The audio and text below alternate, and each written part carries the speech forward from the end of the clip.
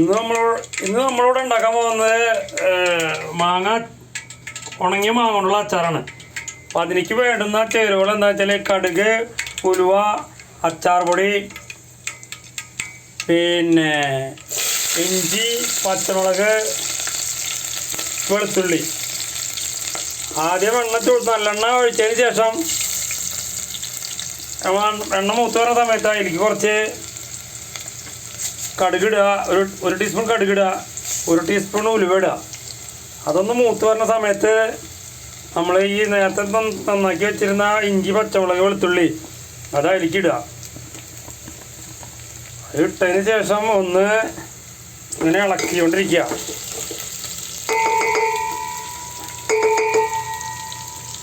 ആദ്യം നമ്മൾ ചെയ്യേണ്ടത് ഈ ഉണങ്ങിയ മാങ്ങ 2 പ്രാവശ്യം വെള്ളത്തിലിട്ട് കഴുകിയതിന് ശേഷം അത് ഇതുപോലെ കുതിർത്താൻ വയ്ക്കണം. നല്ല വെള്ളത്തിൽ കുതിർത്താൻ വെച്ചതിന് ശേഷം ആണ് ബാക്കിയുള്ള പണികളൊക്കെ ചെയ്യേണ്ടത്.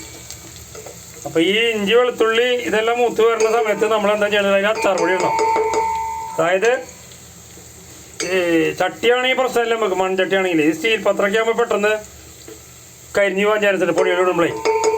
അപ്പോൾ നമ്മൾ അതെന്താ ചെയ്യേണ്ടത് വെച്ചാൽ ആദ്യം അത് ഏകദേശം മൂത്ത് വരുന്ന സമയത്ത് നമ്മൾ തീ ഓഫ് ചെയ്യുക.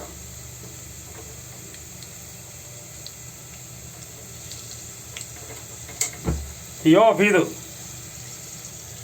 തീ ഓഫ് ചെയ്തതിന് ശേഷം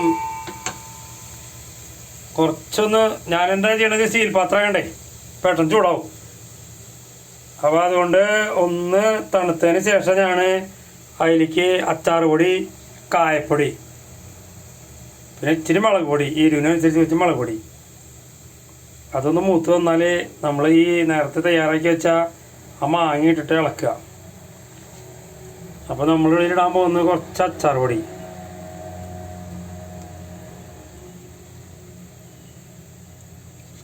അച്ചാർ നമുക്ക് സ്പൂണൊന്നും ഇവിടെ ഇല്ല. അപ്പം നമ്മൾ തൽക്കാലം നമ്മൾ ചെയ്യണത് കൈകൊണ്ട് ഏകദേശം കണക്ക് പ്രകാരം ഇതാണ് കായപ്പൊടി. ഒരു ശിഖരം 2 നുള്ള് കായപ്പൊടി. കായപ്പൊടി ഇട്ടതിന് ശേഷം മെല്ലെ ഒന്നിങ്ങനെ ഇളക്കുക. അതിന് ശേഷം നമ്മൾ ഒരു ശിഖരം ആവശ്യത്തിന് ഉപ്പിടുക. ഉപ്പ് നമ്മൾ നോക്കിയിട്ട് പിന്നെ ഇട്ടാലും കുഴപ്പമില്ല. ഓക്കെ, വീണ്ടും നമ്മൾ തീ ഓണാക്കിയിട്ടൊന്ന് ചൂടായി വരുമ്പോഴേ ആ കായപ്പൊടി നല്ല മണം. സൂപ്പറാ. കുറച്ച് മുളക് പൊടി നമ്മളതിൽ ഇടയുണ്ട്, സ്ഥിര എരിവിന്. ഓക്കെ, എരിവുള്ള ആൾക്കാർക്ക്, എരിവ് ആവശ്യമുള്ള ആൾക്കാർക്ക് കൂടുതലിടാം കേട്ടോ, കുഴപ്പമൊന്നുമില്ലേ.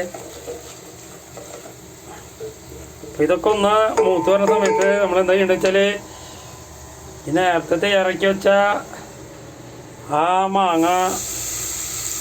ഉണങ്ങിയ മാങ്ങ എടുത്തിട്ട് ഇതിലേക്കാണ് ഇടുക.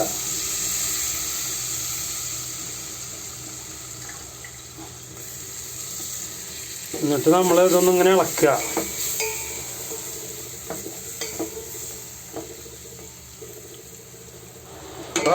ചെറിയ ഫ്ലെയിമിൽ ഇട്ടിട്ട് ഒരു 5 മിനിറ്റ് ഇട്ട് കഴിഞ്ഞാൽ നമ്മുടെ അച്ചാർ റെഡിയിട്ടാ. ഓക്കെ, അപ്പോൾ എല്ലാവരും നമ്മുടെ ചാനലിൽ സബ്സ്ക്രൈബ് ചെയ്യുക, ലൈക്ക് അടിക്കുക. ഓക്കെ, ബെൽ ബട്ടൺ അമർത്തുക. അപ്പോൾ എല്ലാം ഞാൻ ഉണ്ടാക്കുന്ന സാധനങ്ങളൊക്കെ കാണാം.